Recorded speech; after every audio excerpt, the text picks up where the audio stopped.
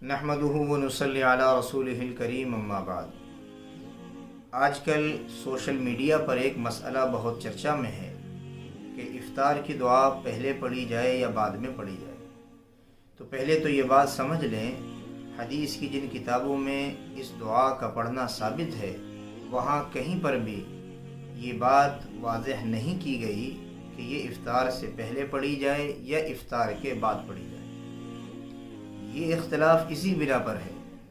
बाद हज़रात अपने दलाइल के तौर पर पहले पढ़ने को तरजीह देते हैं और बाद हज़रात अपने दलाइल के तौर पर बाद में पढ़ने को बतलाते हैं। बहरहाल इतनी बात तो पक्की है, चाहे पहले पढ़ें या बाद में पढ़ें, इंशाअल्लाह इफ़्तार के वक्त की दुआ पढ़ने की जो सुन्नत है वो सुन्नत अदा हो जाएगी। अब वो हज़रात जो ये कहते हैं कि ये दुआ पहले पढ़ी जाएगी, उनका कहना ये है असल में हर खाने से पहले बिस्मिल्लाह पढ़ने का हुक्म है और ये दुआ बिस्मिल्लाह के कायम मुकाम है।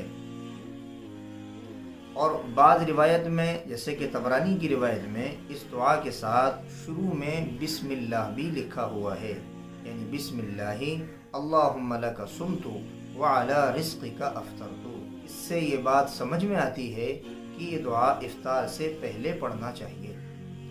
अलबत्ता जो हज़रात ये कहते हैं कि इस दुआ को बाद में पढ़ना चाहिए, वो इस दुआ के तर्जुमे पे जाते हैं कि इस दुआ का तर्जुमा ये है, ए अल्लाह, मैंने आपके लिए रोज़ा रखा और आपके अता करदा रिज़्क़ से मैंने इफ़्तार किया।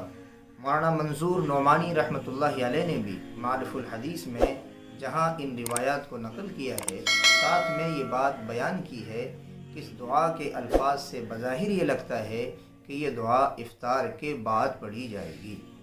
लेकिन इतनी बात हम लोग समझ लें, इफ़्तार की दुआ चाहे पहले पढ़ें चाहे बाद में पढ़ें, इंशाअल्लाह दुआ की जो सुन्नत है उस पर अमल हो जाएगा।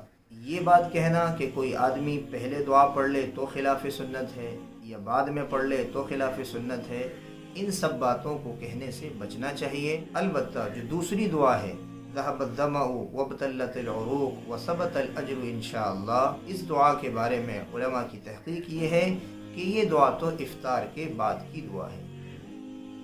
एक मसला और गर्दिश कर रहा है रोज़े के टूटने के ताल्लुक़ से कि इस्तिंजे में अगर कोई आदमी मुबालगा करेगा तो मुबालगा करने की वजह से उस आदमी का रोज़ा टूट जाएगा। तो यहाँ मैं ये बात वाज़ेह कर दूँ कि फ़िक़्ह की किताबों में ये बात मिलती है कि अगर कोई आदमी इस्तिंजे में इतना मुबालगा करे कि हुक्ने तक पानी पहुँच जाए, हुक्ना पखाने के रास्ते में उस जगह को कहते हैं कि जिस जगह में दवा रखी जाती है।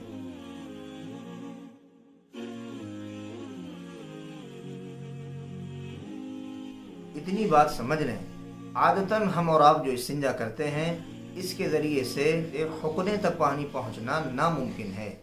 हुक्ने तक पानी पहुंचाना ये तो कोई आदमी इरादतन ऐसा करे, जानबूझकर पहुंचाना चाहे तब पहुंचा सकता है।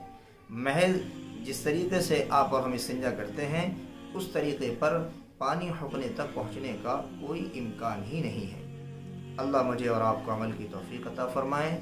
दीन की बात को आगे शेयर करना ये सवाब का काम है, इसलिए जो दीन की बातें हम सीखें